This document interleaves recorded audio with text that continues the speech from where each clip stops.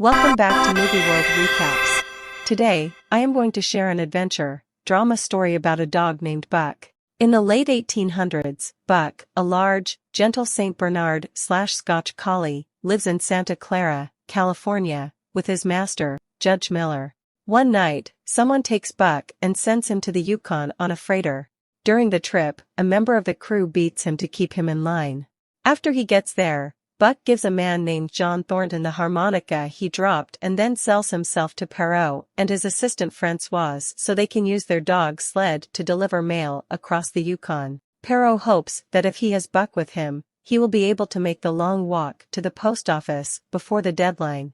Buck meets the other dogs, including the leader of the pack, a husky named Spitz, who is very mean. Buck earns the trust and loyalty of Perrault, Francoise, and the other sled dogs as they travel. He does this by proving himself along the way and even saving Francoise, which makes Spitz angry.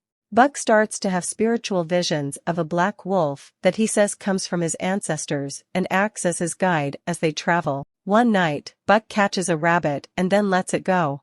Spitz kills it and then attacks Buck to show who is in charge. Spitz looks like he's going to win, but the rest of the pack cheers for Buck. Buck holds Spitz down, which makes Spitz no longer the leader of the pack. Spitz then runs away into the wild. Perrault reluctantly puts Buck in charge when no other dog steps up. Because Buck is fast and strong, the sled carrying the mail gets there on time. There, Thornton gives his new wife the letter he wrote to his ex-wife about how he feels about their dead son. When Perrault gets back, he finds out that the telegraph is taking over the mail route, so he has to sell the dogs.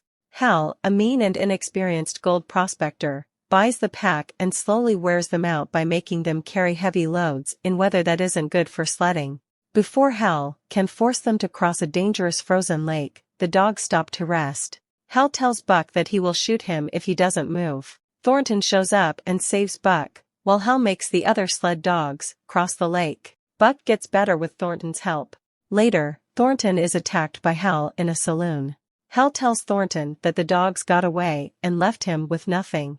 When Buck sees what's going on, he attacks Hal, who is then thrown out. Buck and Thornton then go past the Yukon map to a place where they can live in the wild without any rules. They find an empty cabin in a valley and decide to live there. Hal keeps looking for them because he thinks Thornton is hiding gold. Thornton and Buck spend most of their time together in the open wilderness fishing and panning for gold.